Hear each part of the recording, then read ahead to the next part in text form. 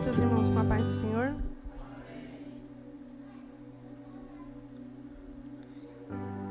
Vamos estar lendo em Isaías, capítulo de número 1. A gente vai fazer a leitura do versículo 1 até o 17. Amém? Eu vou estar lendo na versão viva. Estas são as mensagens que Isaías, filho de Amós, recebeu de Deus nas visões que teve durante os reinos de Uzias, Jotão, Acás e Ezequias, reis de Judá. Nessas mensagens, Deus mostrou a ele o que iria acontecer. Céus e terra, escutem. Escutem o que o Senhor diz. Os filhos que eu criei com tanto amor e cuidado, os filhos que eu ajudei a crescer e ficar fortes, se revoltaram contra mim. Até os animais, o boi e o jumento conhecem e amam o teu dono, que cuida deles. Mas o povo de Israel não me conhece e nem me ama. Por mais que eu faça, eles não se importam comigo. Que povo cheio, carregado de pecado. A culpa do povo de Israel é tão grande que eles andam curvados com o peso. E isso é de família. São iguaizinhos aos pais. São ruins de nascimento e vivem para a maldade. Viraram as costas para o Senhor e o desprezam. Ah, meu povo, vocês ainda não se cansaram de ser castigados? Vão me obrigar a viver batendo em vocês? Vão continuar revoltados contra mim? Vocês estão doentes da cabeça aos pés, cheios de feridas abertas, sujas, cheias de sangue e de pus. Feridas essas que nunca foram tratadas. O país está sendo destruído. As cidades estão sendo queimadas. As plantações estão sendo roubadas pelos seus inimigos, enquanto vocês olham sem poder fazer nada. Sua capital, Jerusalém, está caindo aos pedaços como a cabana do vigia, depois que a plantação foi colhida ou destruída pelos ladrões. Se o Senhor do Universo não viesse salvar alguns, nós acabaríamos sendo completamente arrasados como Sodoma e Gomorra. Que boa comparação! Escutem o que o Senhor diz, líderes de Israel. Vocês que são iguais aos homens de Sodoma, escutem, judeus. Vocês que são iguais ao povo de Gomorra, escutem o que diz o Senhor. Já não suporto mais os seus sacrifícios. Chega! Não quero mais os seus gordos carneiros, nem o sangue dos animais que vocês me oferecem. Para que servem os sacrifícios, se vocês nem sentem tristeza quando pecam? O incenso que vocês queimam para mim cheira mal. As suas festas religiosas, a lua nova e o dia de descanso, os seus jejuns não passam de grossas mentiras. E não há nada que eu odeie tanto como uma religião fingida. Eu não aguento mais todas essas festas. Eu sofro com elas. Já nem posso olhar para essas cerimônias. De agora em diante, diz o Senhor, vocês podem orar com as mãos levantadas para o céu, mas eu não vou atender. Podem fazer muitas orações, mas eu não ouvirei nenhuma delas. E sabem por quê? Porque vocês são todos assassinos. As suas mãos estão sujas com o sangue. Vamos, limpem-se de seus pecados, limpem-se. Não quero mais ver vocês fazendo todas essas maldades. Parem de uma vez de fazer o mal. Aprendam a fazer o bem, a ser honestos e a ajudar os pobres e os órfãos. Venham, vamos discutir esse assunto até o fim. Por mais fundas e feias que sejam as suas manchas dos pecados que vocês cometeram, eu posso limpar essas manchas completamente. Vocês ficarão limpos e brancos como a neve que acabou de cair. Mesmo que o seu pecado seja vermelho como o carmesim, eu os tornarei brancos como a lã. Amém? Pode se assentar.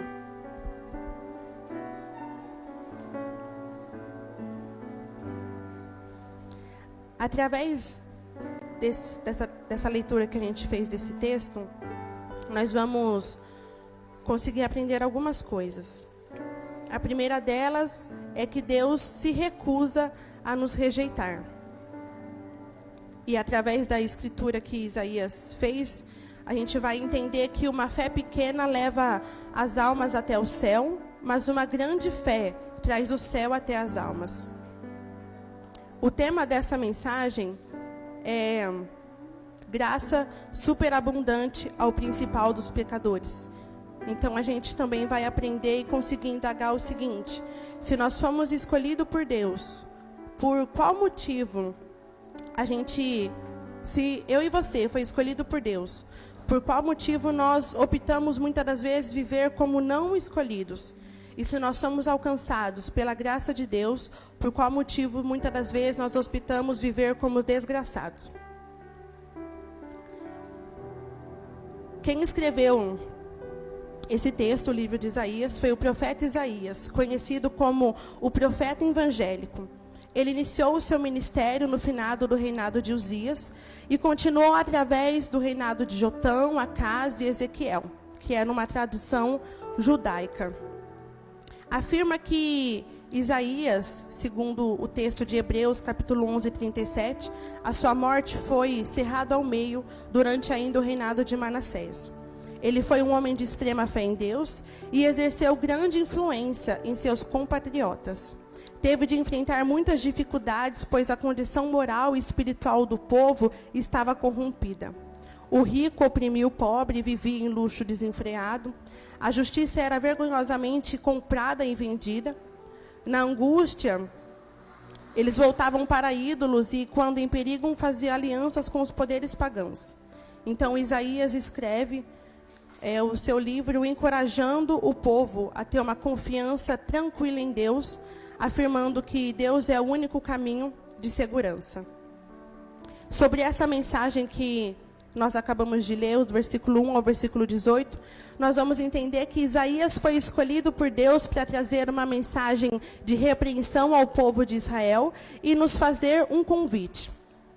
É certo que pelo texto lido a gente consiga compreender que Israel estava corrompido em seus pecados, iniquidades e transgressões. E durante toda a sua trajetória, desde a libertação deles no Egito até os dias dessas escrituras, Deus levantou profetas para alertar o povo do caminho que eles estavam trilhando. Caminho esse que não agradava a Deus. Então, hoje nós vamos entender quais foram os pecados que Israel cometeu, que levou Deus a usar Isaías para fazer para o povo tal repreensão. Qual foi o motivo? E mesmo diante de todo esse cenário, por que Deus estendeu esse convite para o povo de Israel? Nós aprendemos no curso Como Pregar que a gente tem que fazer algumas perguntas para o texto lido e esperar, porque esse texto ele vai nos responder. Então vamos ao texto lido. Isaías vai apontar os pecados cometidos pelo povo. Pecados esses que de maneira nenhuma agradava a Deus. E Israel cometiam esses pecados de forma recorrente. Como eu acabei de dizer, durante toda a trajetória de Israel, Deus deixou claro para eles, através dos profetas, que ele não concordava o modo com que Israel vivia, que aquilo não agradava. E os anos foram se passando, e o povo continuava se afundando em pecados e em ofensas. Então, a primeira pergunta para a gente fazer para esse texto é: quais foram os pecados que o povo de Israel cometeu que levou a eles ao castigo? Se a gente acompanhar no versículo de número 2, a gente vai ver que Isaías vai dizer que porque o Senhor tem falado, criei filhos e engrandeci-os, mas eles se rebelaram contra mim. Na versão viva, que foi a qual que eu li, vai dizer que o povo se revoltaram contra Deus. Então, o povo de Israel, eles não acatavam e nem cumpriam as ordens dadas por Deus. Deus os libertou, zelou eles por toda a sua trajetória, mas na primeira oportunidade que o povo tinha, eles levantavam imagens pagãs e as adoravam, se esquecendo de tudo aquilo que Deus tinha feito por eles. E ainda fazia. Deus dizia ao povo que eles precisavam se consertar. E eles não ouviam. Diziam e viviam como se tudo estivesse bem, como se não estivesse em pecado algum. Eu coloquei aqui uma observação que é o seguinte: todos os dias nós temos que parar e fazer uma análise de como está o nosso relacionamento com Deus. Fazer algumas perguntas para nós mesmos. Eu tenho escutado a voz de Deus? Eu tenho cumprido as suas ordens? Eu tenho confessado a Ele os meus pecados? Eu tenho me arrependido pelos meus pecados? Eu tenho obedecido às ordens de Deus na minha vida? Se hoje a minha e a tua resposta para essas perguntas forem não, temos que tomar cuidado. Pois a gente pode ter se voltado contra Deus, a gente pode ter se rebelado contra Ele, e estamos vivendo como se tudo estivesse bem, quando na realidade não está. O segundo pecado apontado pelo profeta, através de Deus, a gente vai observar no versículo de número 3. Que Isaías vai dizer que o povo de Israel não conhecia a Deus. Nesse contexto, o significado da palavra conhecer tem o mesmo significado daquele texto que é bem conhecido de Mateus 7, 23, que diz: Então eu lhes direi claramente, nunca os conheci. Afastem-se de mim, vocês que praticam a iniquidade.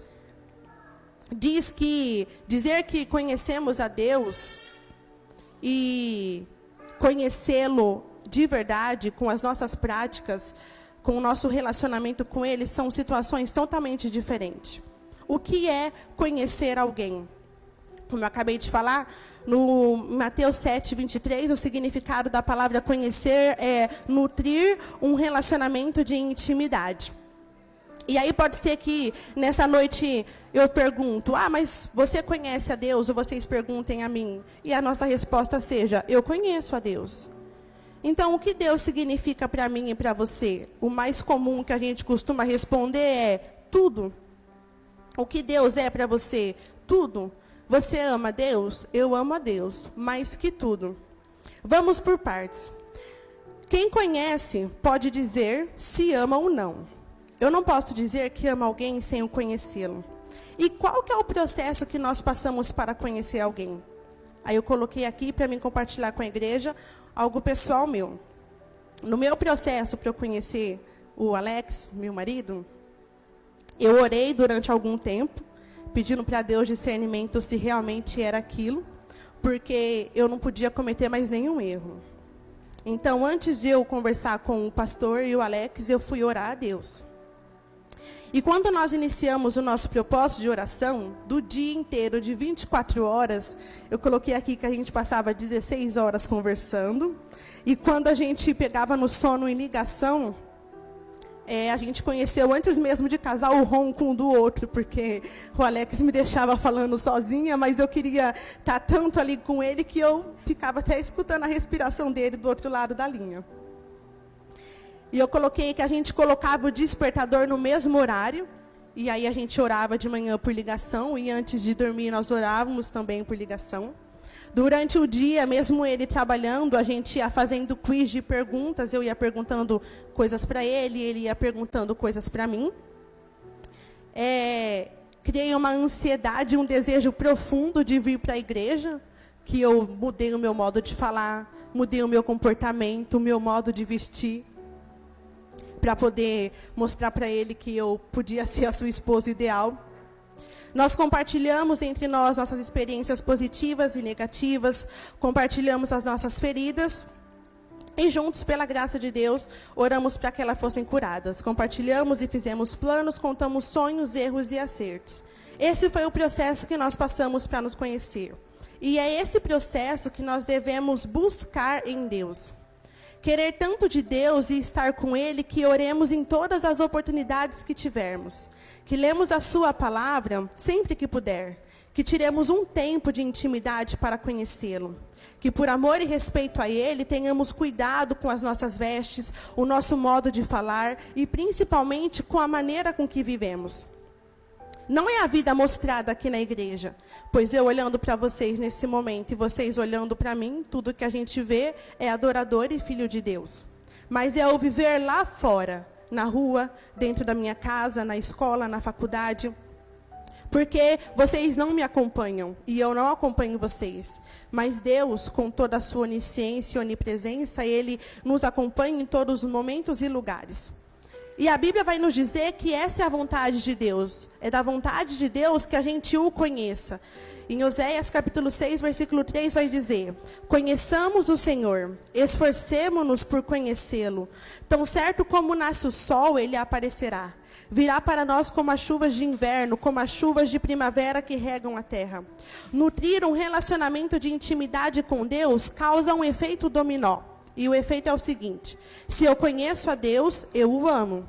E se eu o amo, eu me importo com Ele.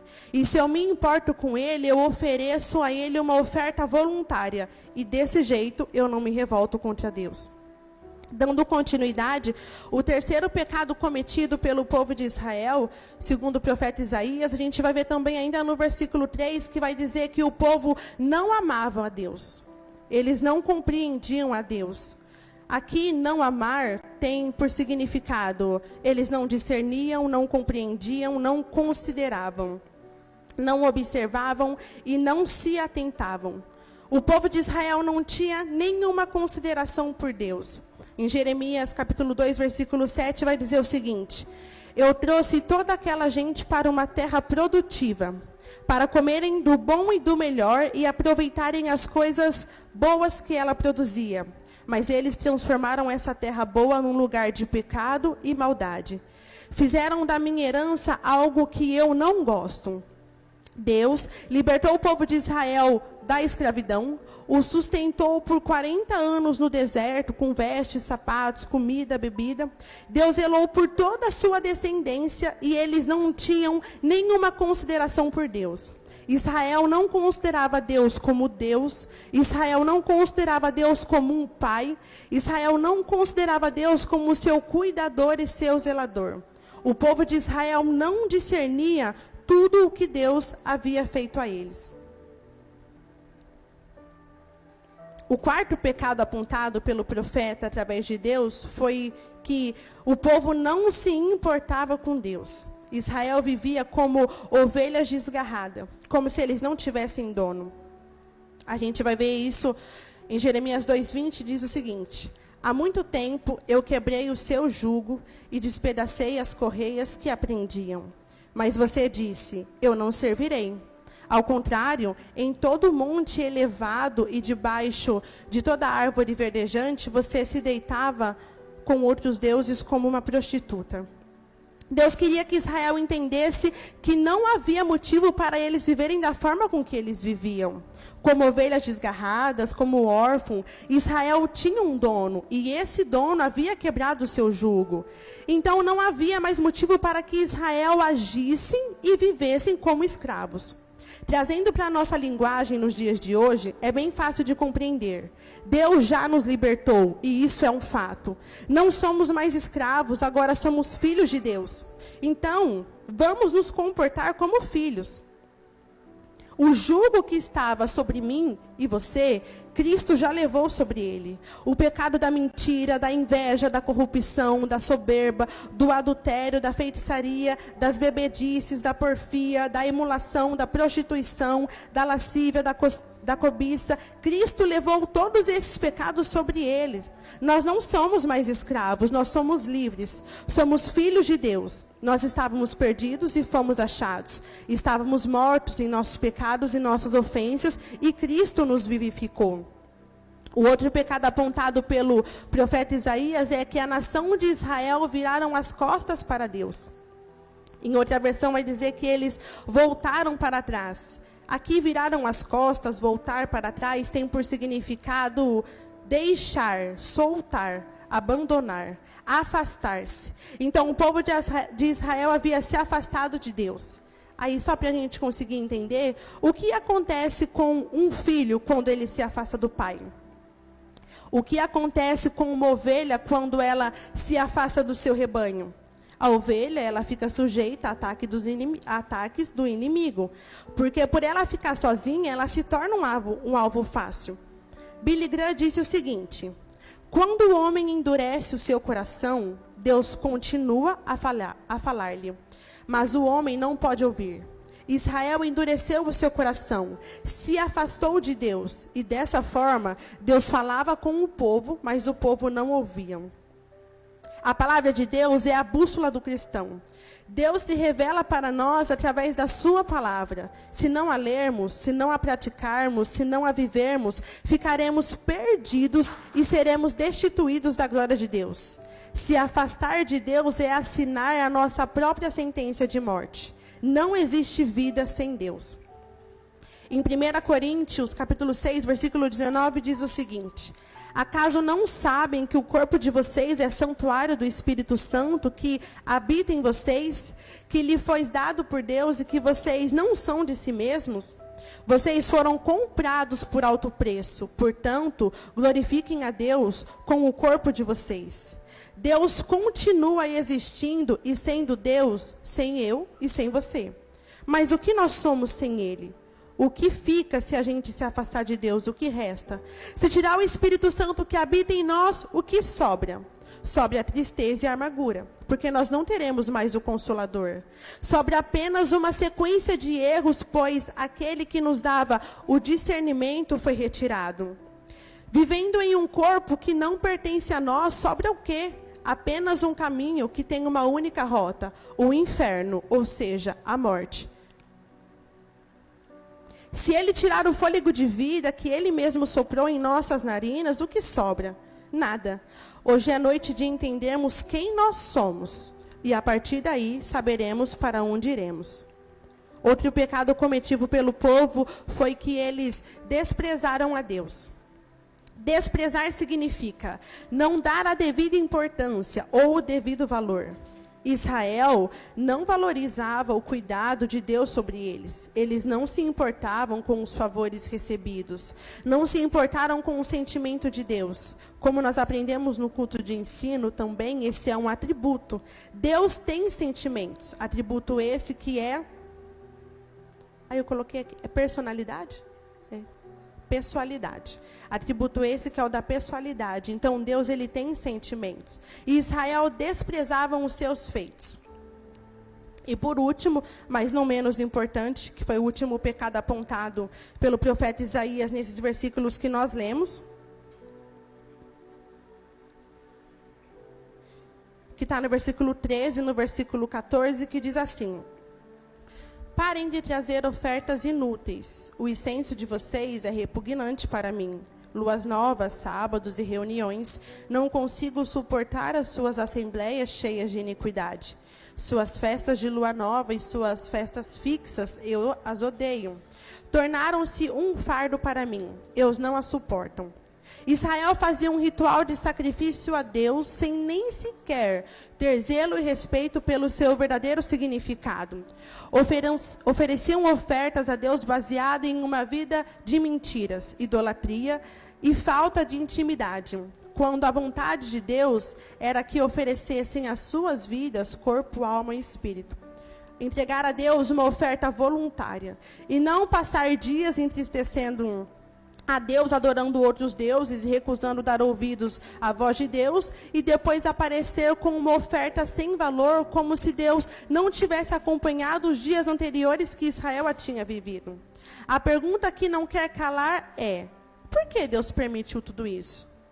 O povo desprezou a Deus, não buscava conhecer a Deus, não amava a Deus, não respeitava a Deus, e por qual motivo ainda Deus disse no último versículo que nós lemos para Israel: venham, vamos resolver esse assunto? Por que Deus não destruiu Israel com um dilúvio? Por que Ele não mandou fogo e destruiu como fez com Sodoma e Gomorra? Por que simplesmente não matou aquele povo? Por que Ele não desistiu de Israel? Por que Deus não os abandonou? Não seria mais fácil? Sim, e agora nós vamos entrar no tema da mensagem, que é graça superabundante ao principal dos pecadores. O motivo pelo qual Deus insistiu em chamar a atenção de Israel para que se voltassem a Ele, o motivo pelo qual Deus investiu em Israel tempo, cuidado e amor, e o motivo pelo qual Deus os convidou ao arrependimento, mesmo depois de anos de desobediência e de idolatria, se resume a uma única palavra: graça. E o que é a graça? Graça é um favor imerecido. Isso significa que ninguém a merecia e nem tinha como merecê-la. De fato, as Escrituras vai nos dizer que não há um justo sequer.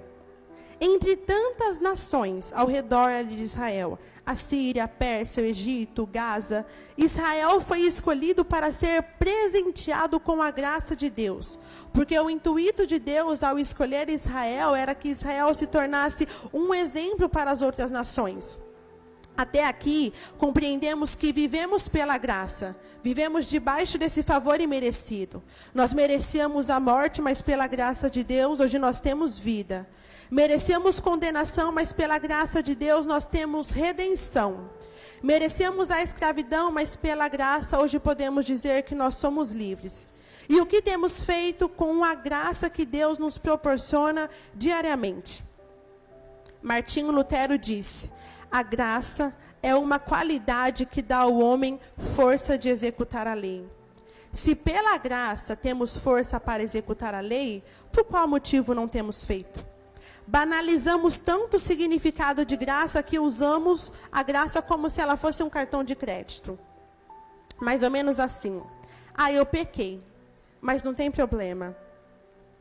Eu tenho o cartão da graça, depois eu me arrependo. Nossa, eu pequei de novo, mas deixa para lá, depois eu me resolvo com Deus. Tá de boa. Eu viver com um pé na igreja e outro pé no mundo, eu tenho tempo para me consertar, eu estou debaixo da graça. Nossa, eu ainda sou muito novo para seguir essa doutrina da igreja. Você é louco. Vou curtir do jeito que dá e depois eu peço perdão e tá tudo de boa. Vivemos em tempos onde pensamos que por sermos alcançados pela graça, ser cristão ficou mais fácil. Mas na realidade é diferente.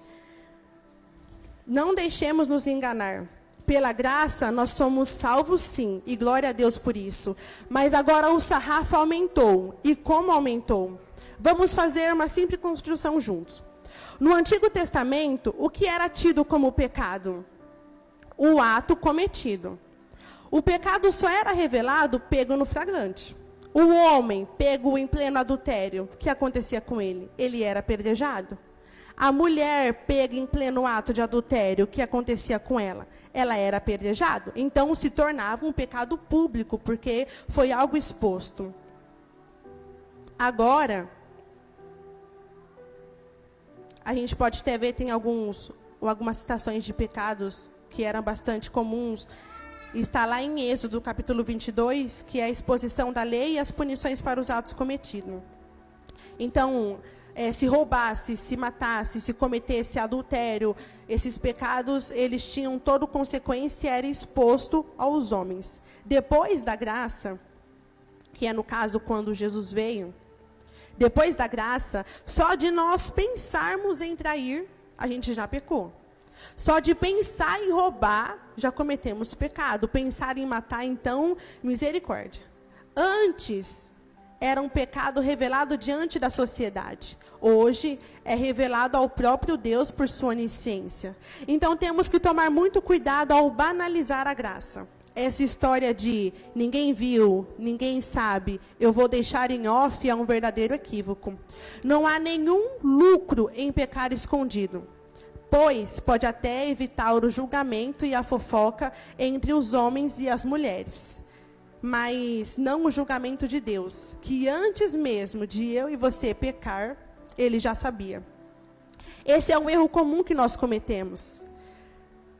Não vou fazer isso ou vou fazer escondido porque o que fulano vai dizer? O que será que vão falar ao meu respeito? Damos crédito à opinião dos homens, se esquecendo que a única que importa é a do próprio Deus, que é o único que julga e perdoa. Por intermédio da graça, é para cumprirmos a lei e não usar a graça como desculpa para não cumprir.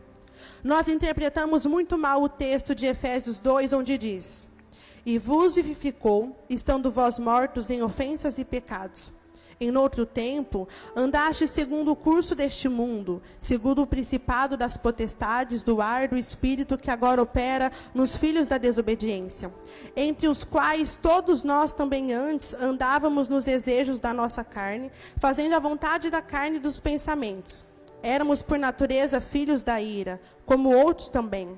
Mas Deus, que é riquíssimo em sua misericórdia, pelo seu muito amor com que nos amou, estando nós mortos ainda em nossas ofensas, nos vivificou juntamente com Cristo. Pela graça sois salvos. Glória a Deus. Pela graça nós somos salvos. Quem é a graça nos dada? É Cristo Jesus. Ele levou os nossos pecados. Mas acaba aí os versículos lidos? Não. No versículo 10 de Efésios, no capítulo 2, vai dizer: porque nós somos criação de Deus, realizada em Cristo Jesus, para fazermos boas obras, as quais Deus preparou de antemão para que nós a praticamos. Então, peraí. A graça de Deus em nossas vidas, ela tem um propósito. E o propósito é que eu e você venhamos produzir frutos de arrependimento. Quem se arrepende e larga gera um fruto. Deus não nos deixou a graça para vivermos uma vida de aparência. Viver dessa forma é desprezar a sua morte de cruz. Vamos entender algo. A graça de Deus é universal e não universalista. Como assim? Eu vou explicar. Por que universal? Porque a graça é uma necessidade de todos os homens. Porque o homem por si só não pode salvá-lo. Não existe outro caminho da salvação senão a Deus. Então, por que a graça é universal? Porque a graça é para todos. Todos aqueles que estão dispostos a se arrepender. Todos aqueles que não querem mais andar segundo o curso deste mundo. Todos aqueles que querem reconhecer a Cristo como seu único e suficiente Salvador. Em 1 Timóteo capítulo 2, versículo 4 ao 6, vai dizer: que quer que todos os homens se salvem. Deus quer que todos os homens se salvem e venham ao conhecimento da verdade. Porque há um só Deus e um só mediador entre Deus e os homens, Jesus Cristo, o qual se deu a si mesmo em preço de redenção por todos, para servir de testemunho ao seu tempo. Receber a graça de Deus em nossas vidas é admitir que nós temos uma dívida que não podemos pagar. Então a graça vem ao nosso encontro e diz: essa dívida está paga. Porque a graça não é universalista. Porque a graça não alcança todas as religiões. Só um exemplo para que a gente consiga entender. O macumbeiro, ele tem a graça de Deus? Não. Por quê? Porque Deus só permite que um único Espírito se manifeste na minha e na sua vida. E é o Espírito Santo. E a única manifestação permitida é que ele nos console e nos dê discernimento. O assassino, ele tem a graça de Deus? Ele não tem. Porque Deus é o único que tem o poder para dar e para tirar a vida. O budista tem a graça de Deus? Não. Até porque Deus não divide a sua glória com ninguém. Agora, para a gente entender o contexto de que a graça é universal, o contexto muda quando o macumbeiro entende que o Espírito Santo é o suficiente em sua vida. Aí eu coloquei aqui: temos que lhes dar as boas-vindas, porque pela graça ele é salvo. O assassino que se arrependeu dos seus atos cometidos, a graça o alcança. O budista que entendeu e reconheceu que só existe um nome sobre todo nome, a graça o alcançou. Favor esse que tem se estendido desde a fundação dos séculos. Para que a gente consiga entender que a graça de Deus sempre esteve em nossas vidas. Em Gênesis, qual foi a ordem de Deus para Adão e Eva? O que Deus disse para Adão e Eva? Amém? Vocês estão aqui? Qual foi a ordem de Deus para Adão e Eva? Não comer o fruto. E o que eles fizeram? E o que Deus fez? Porque Deus disse: Adão e Eva, a partir do momento que vocês comerem o fruto, certamente vocês vão morrer. E Deus matou Adão e Eva? Deus matou Adão e Eva? O que Deus fez? Se a gente pegar o capítulo 3 de Gênesis, o versículo 21, a gente vai ver que o Senhor fez o seguinte. É claro, quero deixar bem claro aqui, que eles sofreram as consequências dos seus pecados. A mulher passou a sentir dor no parto, o homem começou a ter que trabalhar duro. Eles colheram o que eles plantaram. Mas Deus, que tinha dito que se eles comessem teriam a morte, ao invés de mataram, fez o seguinte. Gênesis capítulo 3, versículo 21. O Senhor Deus fez roupas de pele e com elas vestiu Adão e a sua mulher. Isso é a graça. Eles mereciam a morte. E o que Deus lhes deu? Roupa, porque eles tinham ciência de que estavam nus. Caim matou Abel por conta da sua oferta. E ainda tentou se fazer de desentendido, dizendo que não sabia onde o seu irmão estava. Ele arcou com as consequências? Ele arcou. O que aconteceu com Caim? Ele foi amaldiçoado.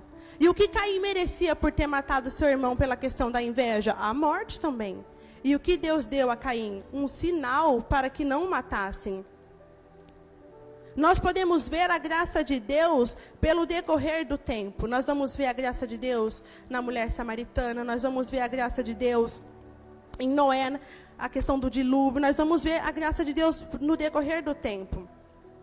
Eu até coloquei aqui a graça de Deus no dilúvio, na destruição de Sodoma e Gomorra, na libertação de Israel ao Egito. Essa graça nos alcança até hoje e assim será até a vinda de Cristo. Mas, Ingrid, eu não me sinto alcançado pela graça de Deus. Eu não vejo essa graça, eu não me sinto dessa forma. Então, a gente vai entender isso hoje. Isaías capítulo 53, versículo 1 diz assim: quem acreditou naquilo que nós anunciamos? A quem o Senhor vai revelar o seu poder? Aos olhos de Deus, ele era um pequeno ramo brotando de uma raiz em terra seca. Mas para nós, ele não tinha beleza alguma. Não havia nada nele para nos atrair ou para nos agradar. Nós os desprezamos e rejeitamos. Ele era um homem que conhecia por experiência própria a dor e o sofrimento. Achamos que ele não merecia nem ser olhado por nós. Nós não demos a menor importância para ele. Essa foi a nossa atitude, porque o texto está dizendo nós. Nós o desprezamos, nós o rejeitamos, nós não acreditamos naquilo que Cristo anunciava e nós nem demos liberdade para que ele revelasse o seu poder em nós. Nós não víamos nele beleza nenhuma e nada em Cristo nos agradava. Nós achávamos que ele nem merecia ser olhado por nós. E o que o Cristo fez? Nós rejeitamos a Cristo, nós desprezamos a Cristo. E o que ele fez por nós? No versículo 4 vai dizer: apesar disso, ele colocou sobre si mesmo as nossas dores. Ele mesmo carregou o nosso sofrimento. E nós ficamos pensando que ele estava sendo castigado por Deus por conta dos seus próprios pecados. A verdade, porém, é esta: ele foi ferido por causa dos nossos pecados. E o seu corpo foi maltratado por causa das nossas desobediências. Ele foi castigado para que hoje eu e você tivéssemos paz. E ele foi chicoteado enquanto nós éramos curados. Nós andávamos perdidos e espalhados como ovelhas. Nós abandonamos o caminho de Deus e seguimos os nossos próprios caminhos. Mas apesar disso, Deus jogou toda a culpa sobre Cristo. E ele levou os nossos pecados sobre ele. Essa é a graça de Deus que hoje repousa e vai repousar todos os dias nas nossas vidas. Cristo nos vivificou, estando nós mortos em nossos pecados e ofensa. A sua graça nos alcançou. Pela graça de Deus nós temos vida. Pela graça de Deus nós somos salvos. Pela graça de Deus nós somos fortalecidos. Pela graça de Deus nós somos curados. Pela graça de Deus nós somos livres. Pela graça de Deus nós somos redimidos. A graça de Deus nos justifica e a graça de Deus nos purifica. Então, que nós não venhamos viver e nos adequar a essa teologia da hipergraça, onde eu tudo posso pela graça. Não tem problema de eu pecar, porque a graça de Deus me alcançou. Não tem problema de eu trair o meu esposo, porque a graça de Deus me alcançou. Não tem problema de eu ser um idólatra, porque a graça de Deus me alcançou. Não tem problema de eu viver uma vida de mentira, a graça de Deus me alcança. Em Mateus 5:17 ao 20 diz: não entendam de modo errado a razão da minha vida. Eu não vim para abolir as leis de Moisés e as advertências dos profetas. Não, eu vim para cumprir as leis e para fazer com que todas elas possam ser realmente cumpridas e vividas. E eu afirmo a vocês, com toda a verdade, que cada lei do livro continuará de pé até que o seu objetivo seja alcançado. E assim, se alguém quebrar o menor mandamento e ensinar os outros a fazer de forma errada, esse será o menor do reino dos céus. Mas aquele que ensinar a lei de Deus e obedecer todas elas, serão grande no reino dos céus. Eu, porém, vos advirto, a menos que vocês tenham melhor caráter que os fariseus e os outros líderes dos judeus, não poderão de forma alguma entrar no reino dos céus.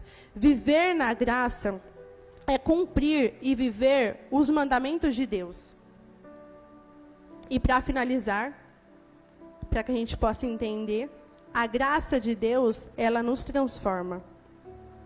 Eu, pelo menos, posso dizer para vocês que eu não sou a mesma Ingrid de quando eu aceitei a Cristo como meu único suficiente Salvador. E eu não sou a Ingrid de 1 ano atrás, nem a Ingrid de 2 anos atrás. E essa palavra, eu até comentei com o Alex, falando para ele, de que ela me confrontou e ela veio ao meu encontro. Porque durante muito tempo eu vivi dessa forma. Não tem problema eu fazer certas coisas e eu viver certas coisas porque a graça de Deus me alcançou. Não tem problema de eu fazer os meus pecados escondidos porque ninguém está vendo, achando que a graça justifica tais pecados. Não, a graça, para a glória de Deus, ela facilita sim que a gente alcance o perdão, mas ela não é uma desculpa para que a gente continue pecando. Então, o propósito da graça na nossa vida é sim, que a gente produza frutos de arrependimento, mas é também que a gente seja transformados. Se eu e você somos a mesma pessoa e continuamos com a mesma prática diante de conhecer a Cristo, então nós não estamos entendendo qual que é o conceito da graça. Porque a graça de Deus nos transforma, a graça de Deus ela nos liberta, e nós precisamos entender isso. Onde estão os nossos frutos de arrependimento? Hoje a graça de Deus, ela nos alcança. Então nós temos que passar a produzir esse fruto. Porque naquele dia nós vamos ter que prestar conta. E para finalizar realmente, eu coloquei o seguinte. Se nós vivemos segundo o curso da hipergraça, onde eu tudo posso pela graça, de graça em graça, de graça nós chegaremos ao inferno. Amém? Eu agradeço a oportunidade em nome de Jesus.